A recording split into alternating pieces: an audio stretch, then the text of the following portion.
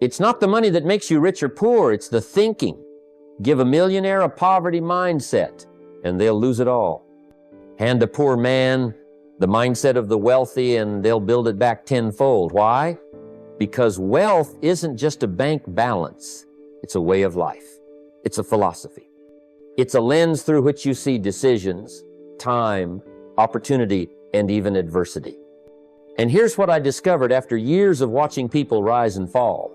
Most people don't stay broke because they lack money. They stay broke because they never challenged how they think about money. And if you don't fix the root, you'll always sabotage the fruit. You'll earn a little, spend a lot, and wonder why wealth always feels just out of reach. So today, let's talk about the invisible walls, those mental habits, emotional triggers, and hidden beliefs that separate those who build wealth from those who only wish for it. Because the rich aren't lucky, they're intentional. And the poor aren't cursed, they're often unaware. The difference isn't just in income, it's in insight. Let me tell you something that changed the course of my financial life forever. It's not how much money you make, it's what you do first with the money you make. Poor people have this habit they spend first. They pay the bills, buy the shoes, eat out, splurge a little, and then if anything's left, and that's a big if. They might toss a few dollars into savings or investments. But let me tell you, wealth doesn't grow from leftovers. If the seed never hits the soil, it never has a chance to grow. Now let's talk about the rich. The wealthy do something very different. They invest first and spend what's left. They treat investing like a mandatory bill non-negotiable, like the rent's due. Like the lights will go off if they don't do it. It's not optional, it's principle. And the amount isn't what matters most, it's the order. I've known folks who made modest salaries, but because they followed this order, they built wealth faster than people earning 5 times as much. Why? Because they planted first. They put their seed in the ground before they tasted the fruit. When I was young and broke, I learned a simple rule that changed everything. Take 10% of every dollar and put it where it works for you stock, savings, a business, something that grows without you. Pay yourself first, even if the number feels small. Because the act is what shapes the identity. You're not just saving money, you're becoming the kind of person wealth is drawn to. The kind of person who respects the seed. So if you want to stop struggling financially, stop thinking in terms of surviving the month. Start thinking in terms of who you become every time you choose to invest before you spend. Riches are not built on income, but on priorities. Get the order right and the outcome will follow. Let me tell you something that keeps most people stuck in financial quicksand. They're living for today while bankrupting tomorrow. The poor focus on what feels good right now. Should I buy this? Do I deserve this today? Have I earned this pleasure? They chase the sugar high of satisfaction without ever planting seeds for long-term fulfillment. But here's the truth. What feels good isn't always what is good. The rich, on the other hand, operate from a different center. They don't ask, what's pleasurable now? They ask, what moves me closer to my vision? They delay what's easy so they can build what's extraordinary. And the real irony? The rich still get to enjoy life, but they enjoy it with freedom, not debt. Now, let's talk about another difference, and this one's critical. Poor people think they have to do everything alone. I'll figure it out. I can't trust others. I don't need help. But here's the issue. You can't build an empire with your own 2 hands. You need networks.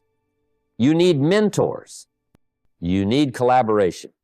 I learned early on that proximity is power. When I got around people who were thinking bigger, my thinking expanded. When I stopped being the smartest person in the room, I started becoming the wealthiest one. Rich people don't just think about how to work, they think about who to work with. They build relationships that multiply their efforts. That's what creates scale. And here's the next piece of the puzzle. The poor often cling to one income, one paycheck, one job, one source. But that's not security, that's risk. What happens if it disappears? The wealthy build streams. One income buys bread, but multiple incomes build freedom, royalties, investments, dividends, rental cash flow, These are streams that flow even when you're sleeping. And that's the goal. Money that shows up when you don't. So, if you want to move from just surviving to thriving, shift the focus. Trade momentary pleasure for long-term purpose. Stop working alone, start building with others, and never rely on a single stream. The poor think protection, the rich think expansion, and in the end, it's that mindset that makes all the difference. Most people wake up each morning with one goal in mind: go to work, earn a paycheck, and hopefully cover the bills. That's the rhythm of the poor mindset, trading time for money in a never-ending loop. You see, they've been trained to believe that money only comes through effort, sweat, and the hours they clock in. But let me tell you something I learned early on. The goal is not to work for money, but to make money work for you. That's the turning point where everything starts to change. I used to work hard, real hard. I'd show up, put in the time, and wonder why I was still treading water financially. It wasn't until someone sat me down and said, "You're working like a mule instead of thinking like a millionaire," that I started to see the difference. The poor mindset believes income is linear: more hours, more pay. But the rich understand that income should be multiplicative. They learn how to create assets, systems, and investments that don't need their daily presence. They put their money in motion stocks, businesses, real estate, intellectual property, anything that earns while they sleep. Here's the magic of that philosophy. Once you grasp that money is a servant, not a master, everything shifts. The wealthy look at every dollar and ask, "Where can I assign this so it brings back more friends?" The poor spend money and see it disappear. The rich invest money and expect it to return with interest. And here's the painful truth. You can work hard your whole life and still stay broke if you never learn this lesson. Effort alone is not enough. Hard work with poor strategy just creates exhaustion, not wealth. But when you start putting your money to work, just like you would hire an employee, you're no longer the only one grinding. Your money starts pulling its weight. And over time, it gets stronger, faster, and smarter. That's when you stop being a worker and start becoming a builder. It's not about working harder. It's about working smarter and teaching your money how to work harder than you ever could. Fear has a way of whispering doubts into our ears, convincing us to stay where it feels safe even if that safety is just an illusion. The poor mindset sees risk as a threat, something to avoid at all costs. They cling tightly to what they have, afraid that stepping into the unknown could mean losing everything. So they choose comfort over growth, security over opportunity, and in the process, they unknowingly risk the greatest danger of all, remaining stuck in scarcity. I've seen this in my own life and in the lives of many who hesitate at the edge of possibility. They say, "I'm not ready," or "What if I lose my money?" But the reality is that not investing, not taking chances, is a risk far more costly than any calculated move you might make. The rich don't gamble blindly. They study, prepare, and understand what they're getting into. They respect risk because they understand that risk without knowledge is recklessness, but risk with preparation is the pathway to growth. There's a difference between fear-driven paralysis and respect-fueled action. When I first started, I had to learn to respect the numbers, the markets, and the opportunities. I spent time reading, asking questions, and finding mentors who could guide me. I learned that every investment carries risk. Yes, but every opportunity rejected is a chance lost. The wealthy see risk as part of the journey, not something to fear, but something to manage. Risk isn't just about money. It's about your mindset. The greatest risk you can take is to never take one at all. I remember meeting people who played it safe their entire lives and ended up with nothing more than regret. They missed chances because they let fear decide their fate. But the rich know that fortune favors the prepared and the brave. They don't avoid the storm, they build ships to sail through it. If you want to change your financial future, start by shifting your perspective on risk. Educate yourself. Plan deliberately. Take calculated risks that align with your goals. Because staying broke out of fear, that's the biggest risk you can take. There's a quiet power in owning your life in stepping up and saying, "This is my responsibility." The poor mindset looks outward for blame, pointing fingers at the economy, the government, their boss, or even their family. They become victims of circumstance, convinced that forces beyond their control dictate their success or failure. It's easier that way, isn't it? To say, "I can't because of this," or "I'm stuck because of that." But the truth is, wherever you place responsibility, that's where your power lies. In contrast, the rich take ownership of their situation, no matter how difficult it seems. They don't wait for perfect conditions or external approval. Instead, they say, "This is my life. I am responsible for my outcomes." This mindset isn't about blaming yourself. It's about embracing your role as the driver of your destiny. When you take full ownership, transformation begins because you move from being reactive to being proactive. I've known many people who waited for circumstances to change, hoping the economy would improve or their boss would finally recognize their worth. Meanwhile, their lives remained unchanged. But those who chose to assume responsibility started making different choices, investing in themselves, learning new skills, seeking new opportunities. They didn't wait for permission, they created their own path. This is the foundation of all success. When you own your decisions, your mistakes, and your results, you also own your ability to change. Blaming external factors keeps you stuck in the same place, but ownership opens the door to growth. It empowers you to learn from failures, adjust strategies, and keep moving forward. If you want to shift your financial future, begin by claiming responsibility for where you are and where you want to go. Stop blaming the market or your circumstances. Instead, ask yourself, what can I do today that moves me closer to my goals? Because true wealth begins with owning your life and the choices that shape it. There's a profound difference in how people choose to spend their time, and it often comes down to the mindset they embrace, whether poor or rich. The poor mind seeks escape. When life feels overwhelming or uncertain, they turn to entertainment as a way to forget, to numb, or simply to pass time. Television, social media, binge-watching shows, scrolling endlessly, these become the refuge. It's not that entertainment itself is bad, but when it consumes your time and attention, it builds distraction, not direction. The rich, however, take a different approach.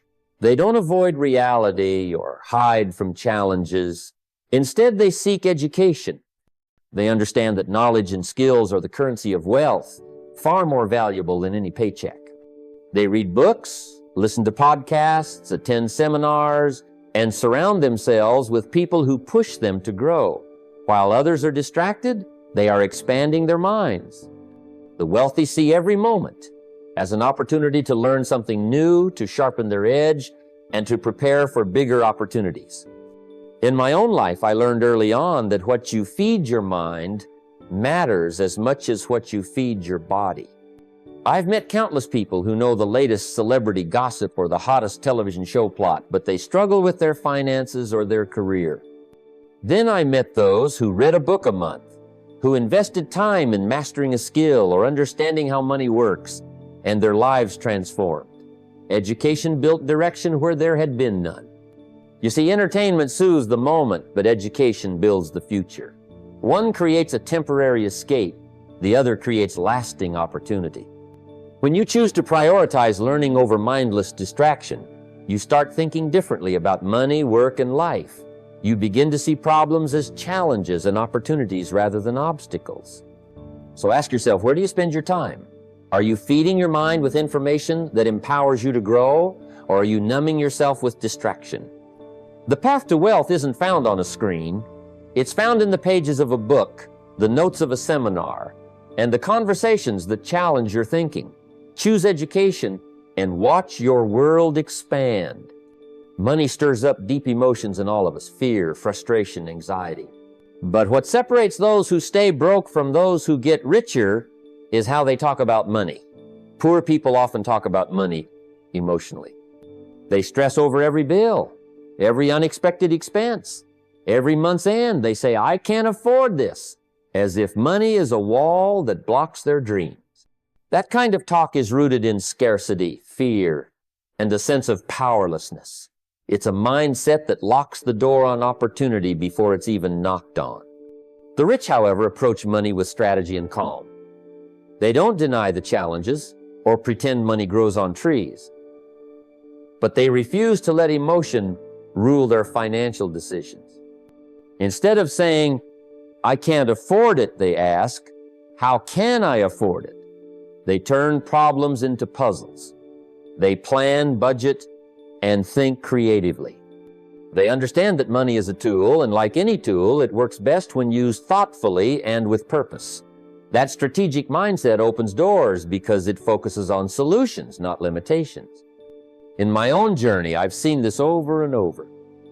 I've met people overwhelmed with debt who resigned themselves to struggle because they talked about money with fear and frustration. But then I saw others faced with similar challenges who took a step back, analyzed their finances, cut unnecessary expenses, found new income sources, and made a plan.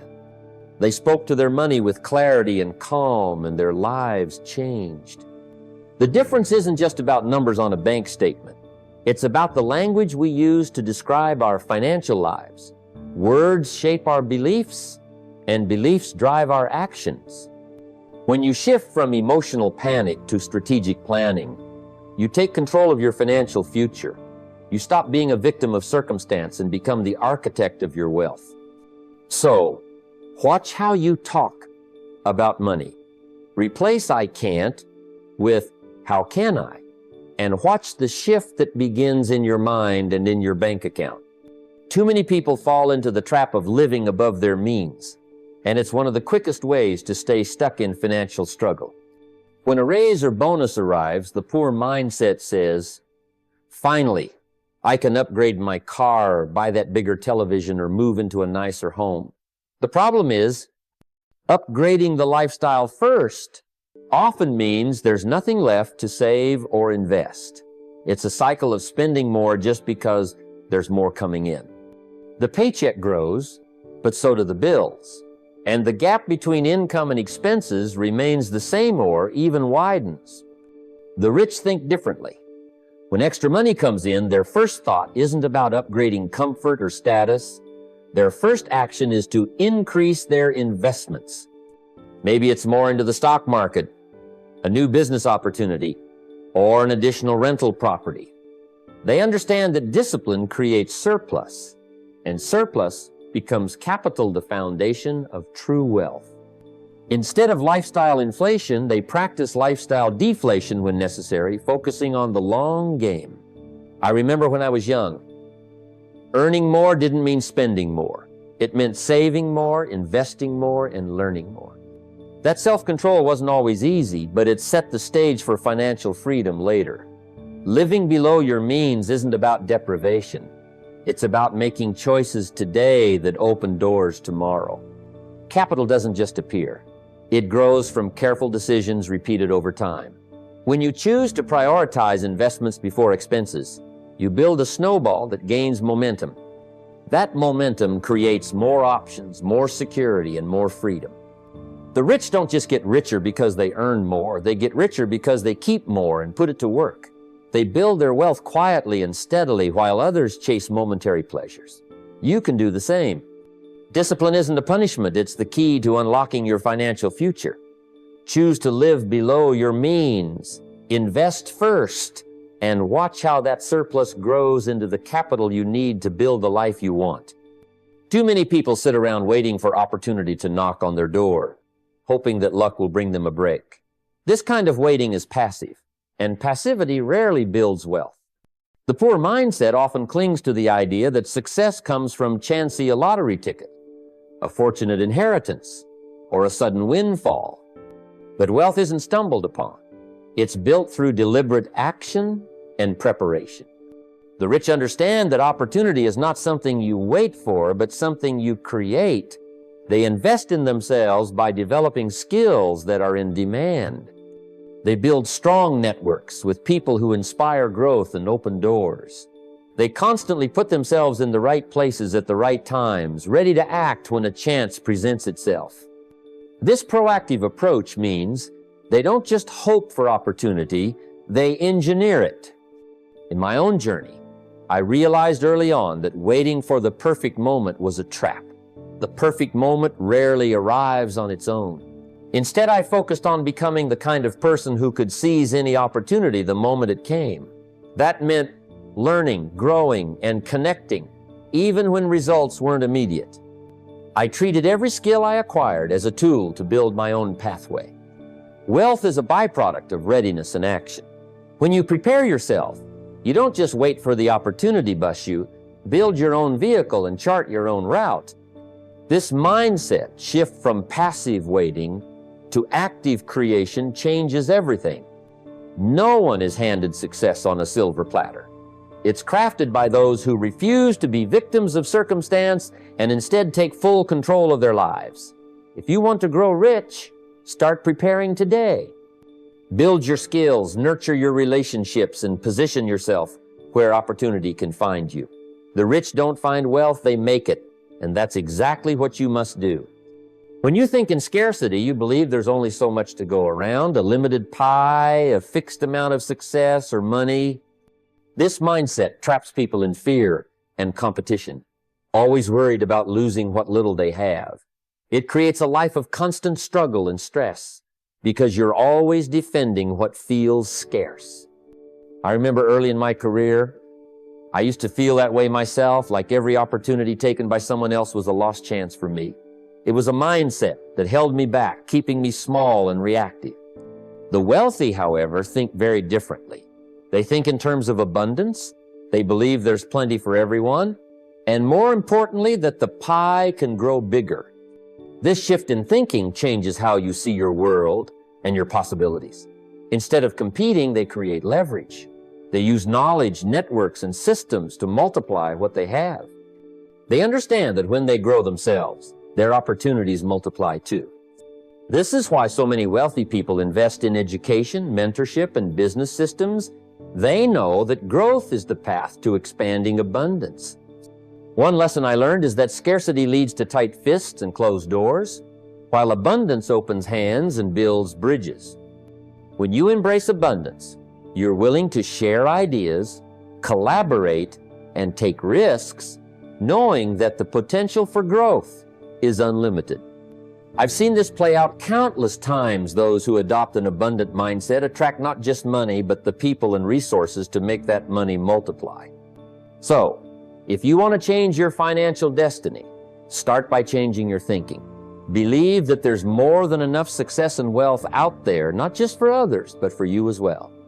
When you do, you'll begin to see opportunities where others see obstacles, and you'll start building a life of true financial freedom. As we come to the close of this conversation, remember that wealth begins not with money, but with your mindset. The difference between those who stay broke and those who grow rich isn't luck or privilege. It's how they think, how they choose to see opportunity, responsibility, and their own potential. You have the power to change your story by changing your philosophy about money and success. Start today by taking ownership of your financial future. Investing first, living below your means, and thinking in abundance. Don't wait for luck or perfect timing. Create your own opportunities through education, smart risk-taking, and building meaningful relationships. Make your money work for you, not the other way around. And most importantly, see every dollar as a tool to build freedom, not just a number in a bank account. Now, take this knowledge and put it into action. Write down your goals, build habits that serve your vision, and commit to growing every day. Wealth isn't a distant dream. It's the natural outcome when you think like the rich, act with purpose, and refuse to settle for less. Your journey to financial freedom starts with the mindset you choose right now. Step into that mindset and watch your life transform.